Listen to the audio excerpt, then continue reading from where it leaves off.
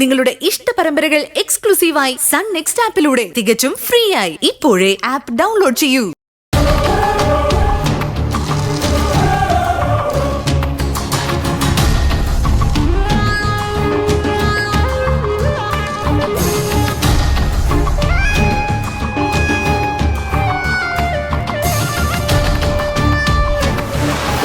ഇതിൽ കൂടുതലൊന്നും നോക്കണ്ട തിരുമേനി. തിരുമേനി എനിക്കൊപ്പം നിന്നാ മതി. ഞാൻ പറയുന്നതേ അവിടെ നടക്കൂ. ആ സുമംഗലി പൂജയും സന്താന സൗഭാഗ്യ പൂജയും ഞാൻ നടത്താം. പക്ഷേ മകന്റെ ഭാര്യയല്ലാത്ത ആ കുട്ടിയെ എങ്ങനെയാ പൂജയ്ക്ക് ഇരുത്തുന്നത്? ഞാൻ പറഞ്ഞില്ലേ തിരുമേനി, വല്ലാത്തൊരു പ്രതിസന്ധിയിലാണ് ഞാനിപ്പോ നിൽക്കുന്നത്. ഈ പൂജയോടെ ഭാവന സ്വയം അവിടുന്ന് ഒഴിഞ്ഞു പോകണം.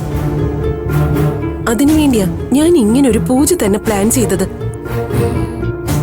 അങ്ങാവുമ്പോ ജ്യോത്സ്യവും പൂജാവിധികളും കൈകാര്യം ചെയ്യുന്ന ആളല്ലേ.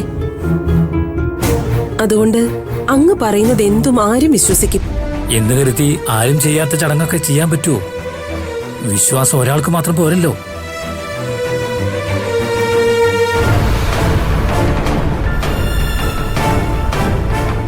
തിരുമേനി, ഒരു നല്ല കാര്യത്തിന് വേണ്ടിയാ ഞാൻ ഈ യാചിക്കുന്നത്. ഇനിയും കാശ് എത്ര വേണമെങ്കിലും ഞാൻ തരാം. ഇതൊരു അഡ്വാൻസ് ആയി കണ്ടാ മതി.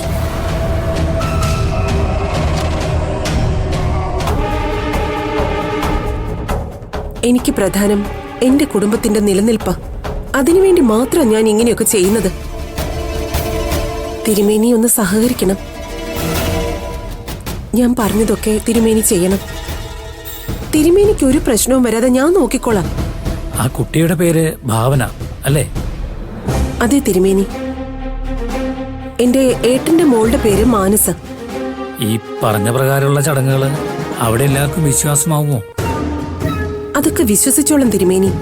ഞാൻ ആ രീതിയിൽ തന്നെ സംസാരിച്ചോളാം.